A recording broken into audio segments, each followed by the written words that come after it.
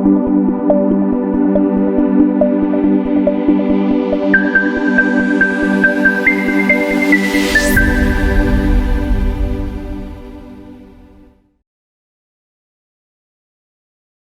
किशोर कन्याल के हटाए जाने पर मुख्यमंत्री का कड़ा संदेश। विवाद में नरसिंहपुर कलेक्टर को बनाया गया उत्तराधिकारी। शाजापुर कलेक्टर किशोर कन्याल को ड्राइवर के साथ तकरारी के बाद मुख्यमंत्री डॉक्टर मोहन यादव ने उन्हें हटाने का निर्णय लिया। उनकी जगह पर नरसिंहपुर कलेक्टर रिजू बाफना को भेजा गया। बस ट्रक ड्राइवरों के साथ हुई बैठक में उत्पन्न विवाद के बाद कलेक्टर ने ड्राइवर से अवसान तकरारी की और उन्हें कहा कि समझ क्या रखा है, तुम्हारी औकात क्या है। ड्राइवर ने कलेक्टर को कहा कि यही हमारी लड़ाई है और हमारी कोई औकात नहीं है। कोई कानून को अपने हाथ में नहीं लेगा, ये तो कहना सुन लीजिए। हाँ, और ऐसी बात हम पे असर यहाँ पे अच्छे से बोलो, समझ पे है क्या बोल रहे हो, समझ में रखो। क्या करोगे तुम, क्या औकात है तुम्हारी? यही तो चीज है सर, हमें यही लड़ाई, हमारी कोई नहीं, ये कोई लड़ाई ऐसी होती है। क्या करोगे तुम, क्या औकात है तुम्हारी?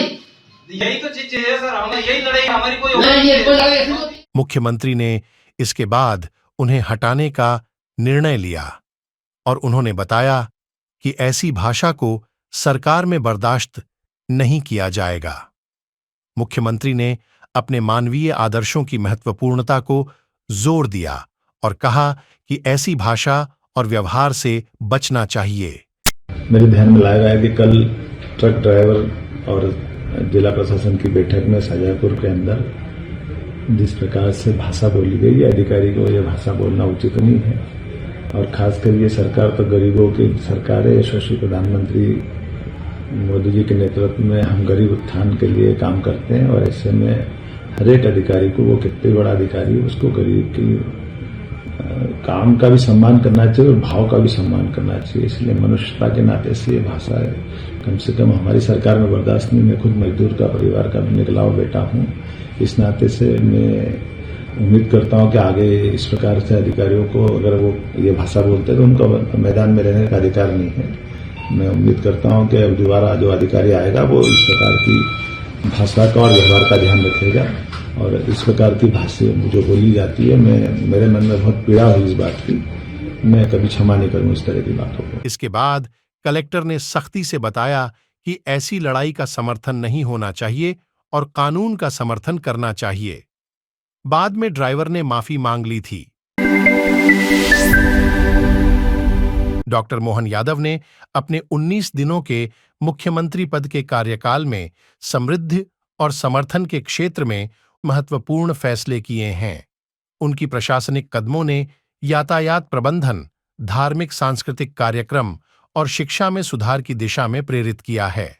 इनमें CM rise school, traffic management plan और रोजगार के लिए कला शिविर जैसी योजनाएं शामिल हैं, जो सामाजिक और आर्थिक विकास को प्रोत्साहित करने का प्रयास कर रही हैं।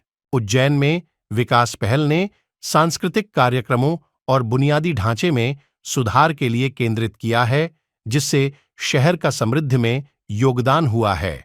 मुख्यमंत्री ने यातायात प्रबंधन, तीर्थयात्रा सुविधा, सांस्कृतिक कार्यक्रमों और विभिन्न क्षेत्रों में मुद्दों के समाधान के लिए विशिष्ट निर्देशों और योजनाओं की बनाए हैं, जिससे प्रदेश में सामाजिक और आर्थिक सुधार हो रहा है। उनकी प्रतिबद्धता और विकास के प्रति जोर देने से डॉक्टर मोहन यादव का शासन प्रदेश को नए ऊंचाइयों तक पहुंचाने के लिए कारगर रहा है। पुलिस जांच के अनुसार बेटे की मौत के पीछे उनके पिता का ही हत्या का आरोप है। शव को जलाने की तैयारी में परिवार वालों ने पुलिस को सूचना दी थी और मामले में त्वरित गिरफ्तारी की गई है। मध्य प्रदेश के उज्जैन जिले में हुए एक घटनाक्रम के अनुसार जयसिंहपुरा के बंसीबाड़ा में रहने वाले 26 वर्षीय संजू सोलंकी की मौत में रहस्यमयी तत्व सामने आए हैं। दोपहर में श्मशान घाट पर हो रहे उसके अंतिम संस्कार के दौरान पुलिस ने आत्मघाती हत्या का आरोप लगाते हुए पिता को गिरफ्तार कर लिया है। पुलिस जांच के अनुसार संजू ने सोमवार रात 11:30 बजे शराब पीकर घर लौटा था और इसके बाद उसके पिता कैलाश सोलंकी के साथ विवाद हुआ। विवाद के दौरान पिता ने अपने बेटे पर चाकू से हमला किया, जिससे संजू घायल हो गया। परिवार ने उसे एक अस्पताल पहुंचाया, लेकिन वहां अस्पताल बंद निकला। तो परिवार वालों ने उसकी मरहम पट्टी करके उसे सुला दिया। सुबह होते ही संजू की मौत की खबर सुनकर परिवार वालों ने उसका शव लेकर श्मशान घाट पहुंचाया, जहां पुलिस को इस मामले की सूचना मिली। पुलिस ने त्वरित शव को बरामद कर पोस्टमार्टम के लिए भेजा और खोज के दौरान आरोपी पिता को गिरफ्तार किया। मामले में सामने आए आत्मघाती हत्या के आरोपों के बावजूद विवाद की वास्तविक कारण अभी तक स्पष्ट नहीं है। पूछताछ में ये तथ्य निकल के आए हैं। कल लगभग रात्रि में 11 बजे मृतक और उसके पिता के बीच में गाली गलौज और झगड़ा हो गया था। तो पहली बार तो उसके मृतक की मदर और उसके भाई ने झगड़ा सुलझा दिया था, लेकिन लगभग आधे घंटे बाद पिता को फिर से किसी बात को लेकर गुस्सा आया, नाराजगी आई और रसोई घर में रखा हुआ चाकू से संबंधित अपनी लड़की पर हमला कर दिया और वो वहीं पर बेहोश हो गया था। उसके परिजन उसको इलाज करवाने के लिए भी एक जयसिंहपुरा के ही प्राइवेट हॉस्पिटल में ले जाना चाह रहे थे, लेकिन किसी कारणवश वो हॉस्पिटल में ना ले जाके कहीं मेडिकल से बैंडेज वगैरह उन्होंने लिया, उसके पेट में चिपका दिया और वो जो मृतक है रात्रि में बेहोश रहा। दिन में जब उसको 11 साढ़े 11 बजे होश आया तो वो उल्टियां कर रहा था। ये लोग पुनः CH ले जाना चाह रहे थे दिन में लगभग 11 साढ़े 11 बजे, लेकिन उसको ई-रिक्शा में डाल के ले गए। देवास गेट के पास पहुंचे और उसने अपनी दम तोड़ दिया था। फिर भी हॉस्पिटल तक पहुंचे, वहां पर CH हॉस्पिटल में ECG करवाया। ECG करवाने के बाद जब डॉक्टर ने उसको मृत घोषित कर दिया और PM करवाने के लिए पर्ची बनवाने का इनको बोला गया, तो इन्होंने PM ना करवा के संबंधित को अपने घर ले आए जयसिंहपुरा और वहां पर अपने रिश्तेदारों को इकट्ठा करके उसको चक्रतीर्थ ले गए थे।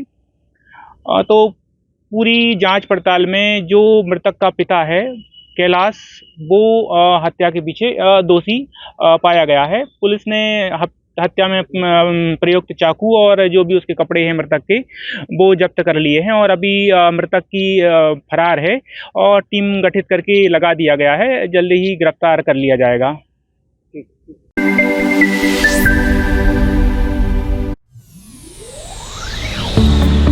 शिवराज का छल का दर्द, बंगले का नाम रखा मामा का घर।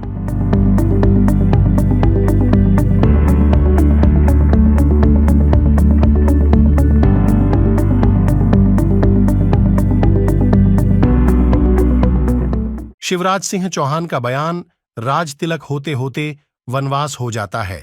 मध्य प्रदेश के पूर्व मुख्यमंत्री शिवराज सिंह चौहान का कहना है कि हर चीज के पीछे कोई न कोई वजह जरूर होती है।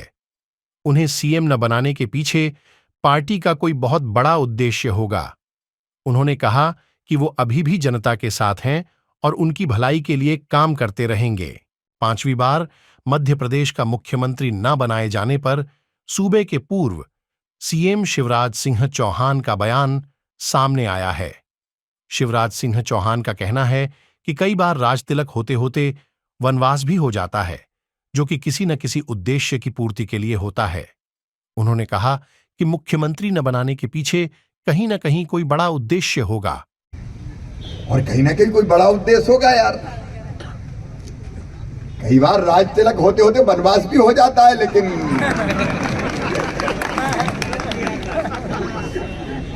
राजधानी भोपाल में आयोजित एक रैली के दौरान पूर्व CM ने कहा कि चिंता मत करना, उनकी जिंदगी जनता जनार्दन, बेटा बेटियों और उनकी बहनों के लिए है। उन्होंने कहा कि वो अभी भी राज्य की जनता के लिए काम करेंगे। वो धरती पर इसलिए आए हैं ताकि लोगों की जिंदगी के जो दुख दर्द हैं उन्हें दूर कर सकें। और ये चिंता मत करना, मेरी जिंदगी आपके लिए है, जनता जनार्दन के लिए है, बेटा बेटियों के लिए है, मेरी बहनों के लिए है। इस धरती पर इसलिए आया हूं मैं, तुम्हारी जिंदगी से दुख दर्द दूर करने, आंखों में आंसू नहीं रहने दूंगा। जिंदगी जितनी बेहतर बनेगी, बनाने में कोई कसर नहीं छोड़ेंगे। दिन और रात उसके लिए काम करेंगे। शिवराज सिंह चौहान है, प्रदेश की शान है, शिवराज सिंह चौहान है। और अब भी अपना पता है B874 बंगला, उसका नाम मैंने रख दिया मामा का घर। उसका नाम मैंने रख दिया मामा का घर। उसका नाम मैंने रख दिया मामा का घर।